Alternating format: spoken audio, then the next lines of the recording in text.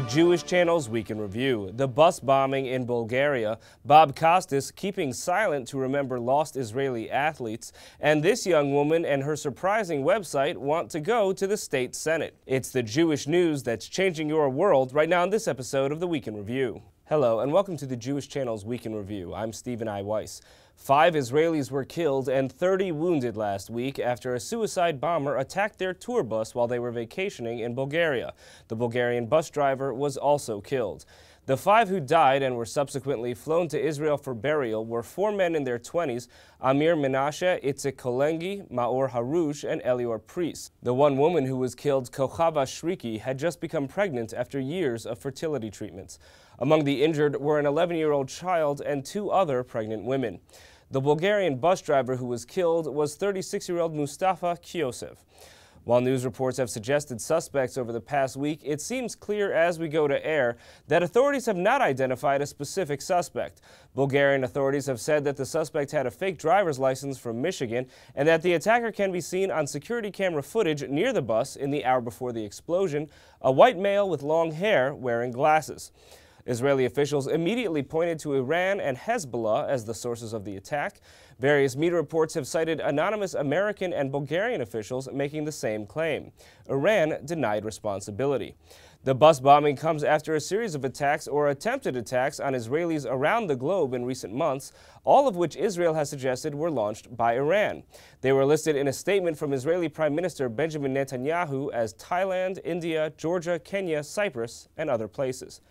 Meanwhile, an effort to memorialize 11 Israelis who died 40 years ago as a result of terrorism is gaining new steam. The famous kidnapping and killing of Israelis at the Munich Olympics of 1972 by the terrorist group Black September is something that the Israeli government has said it would like to see memorialized with a moment of silence at the Olympic Games in London this summer, recognizing the 40th anniversary. Families of the victims have previously pushed for a moment of silence at every prior Olympic Games, but the call for a memorial this year seems to have caught on particularly well due to social media and the 40th anniversary.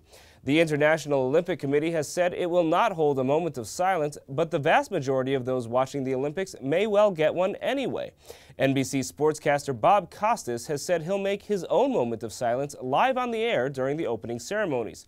In an interview with The Hollywood Reporter, Costas called the decision by the IOC not to hold the moment of silence, quote, baffling, and declared that he will note the IOC's denial of the request and then say on the air, quote, many people find that denial more than puzzling, but insensitive. Here's a minute of silence right now. Earlier this week, the president of the IOC did hold a moment of silence for an audience of 100 in the Olympic Village where athletes reside.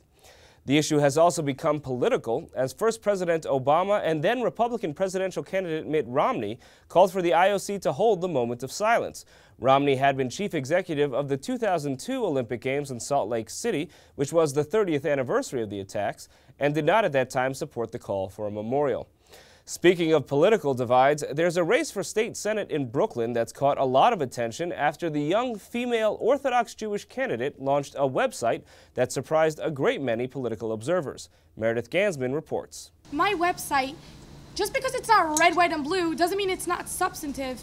You know, pink is my favorite color. I'm sorry, it's time to bring pink to the table and, you know, bring in that energy that I have and channel it all into my website, which is no less substantive to any of the other senators' websites in the 50 states that I've been going on, from Wyoming to, you know, Colorado, and, you know, basically they put me to sleep. Mindy Meyer has been waking up the national political scene with her glamorous website.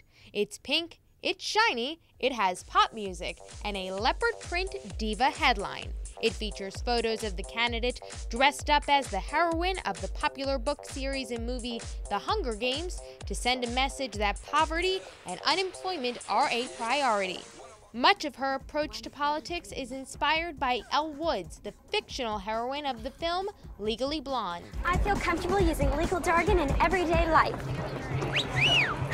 I object. She showed me you could take pink to the most highfalutin legal institution of Harvard. Why can't I bring it to the Senate? Meyer's website became the toast of the political press after New York beat reporter Ozzy Pybera linked it on Twitter with the message, yes, this is a real campaign site. From there, it went to The Observer and Politico, and well, everywhere. For a young candidate, it's been a long road to political prominence. Growing up in the Orthodox enclave of Brooklyn's Flatbush neighborhood, Myers was also inspired by former New York Mayor Rudy Giuliani, who she invited to her bat mitzvah. And on a school trip to Washington, D.C., she hoped to meet former President George W. Bush. So I made a few calls to the White House, and, I inquired, I'm like, oh, is George there? They're like, you mean the president? And they kind of just thought I was some cute little girl. And in high school at Park Slope Yeshiva, she was on the debate team. We, I believe, argued a few political debates. But while carpooling to Touro Law School, her now campaign manager, Isaac Steierman, had an idea. He mentioned, Mindy, why don't you consider running for something, for public office? And, I was considering, maybe city council. As it turns out this year, is senatorial elections. I said, why not just take it to the top? I'll run for senator. Go big or go home. Go, exactly. Let's, sky's the limit. Let's just run for Senate. I always thought that I would use my law degree into a segue into the political arena, but I figured, why wait till I'm done law school? I could do it now. The 22-year-old has only 1 year of law school under her belt, but she's running as a Republican for the Senate seat held by 10-year incumbent Kevin Parker.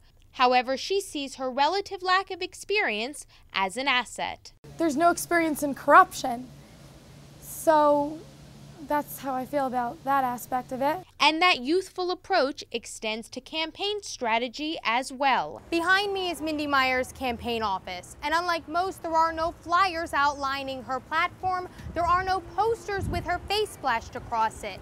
But that's just how she and her campaign manager want it. Our campaign strategy is not necessarily printing flyers, throwing them about the streets. Again, we definitely are going to print campaign signs towards the election to put them around. However, flyers, we're really going to the internet for that, really going to the media, to social media sites, interacting with our voters on an individual basis, talking to them, answering their questions. Mindy's hoping her style will attract young constituents to her platform, which, guided by her religious values, focuses on such issues as poverty and unemployment. I understand that my opponent had a career fair recently on, employment and jobs, and I just feel like, why not start with the younger population, in the summer months when people are not really doing anything. They should start building up their resumes. We should allocate more government spending into the Youth Corps programs, and this way, they could start working on building up their resumes now so that in the future, they won't have to have career fairs or job fairs. But there's one issue on which she's likely running against trends for young women, that of abortion. While her website emphasizes the notion of choices in relation to pregnancy, she's not actually pro-choice. I'm definitely pro-life, and I just meant by choices is that if a woman is faced in a situation where she has an unplanned pregnancy, I just feel there are choices that she can make without committing murder. I'm saying there are many different things a woman can do for different classes. There's an option for everyone. If you're some highfalutin attorney and you can't manage your child into your schedule, then you could hire a nanny.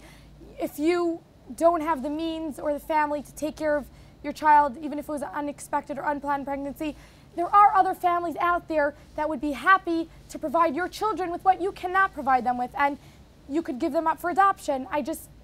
What I meant by pro-choice is that a woman has many options nowadays, and a woman can multitask, and, I just feel like abortion's not an answer. So does Meyer have a good chance of winning? Veteran Democratic political strategist Hank Scheinkoff doesn't think so. Could an Orthodox Jew and could a woman win a race in that district as a Republican? Not likely. Why? Overwhelming Democrat registration. And if she did, it would certainly be a revolution. But it's good to have campaigns, and it's good for people who are different to run for public office. And Republican strategist Jonathan Greenspun has some advice for the young candidate. And what you got to do is you got to put away the pink, and you got to put away the makeup and the Photoshop, and you got to hit the streets running. Because right now, the message she's sending is Barbie goes to the Senate, and that's just not a message that's going to sustain her in this district long term. Incumbent Kevin Parker hasn't expressed a great amount of concern about the competition he faces from Meyer, but he did say that all the attention paid to her website means he'll need to focus on upgrading his own website.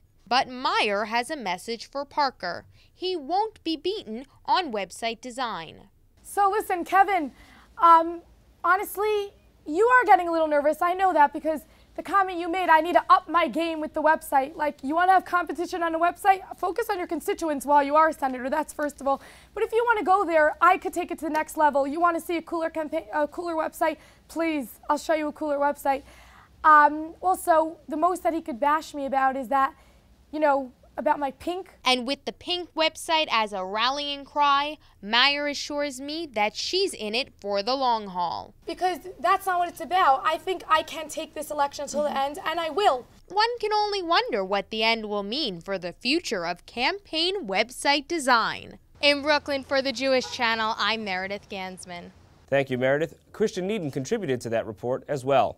That's all for this week. From all of us here at the Jewish Channel, be well. The Jewish Channel is available on cable. Time Warner Cable Channel 528, IO Optimum Channel 291, RCN Channel 268, Bright House Channel 330, Verizon Fios Channel 900, Cox Channel 1, Frontier Communications, and now on Comcast Cable in the on-demand menu under Premium Channels. For more information, visit tjctv.com.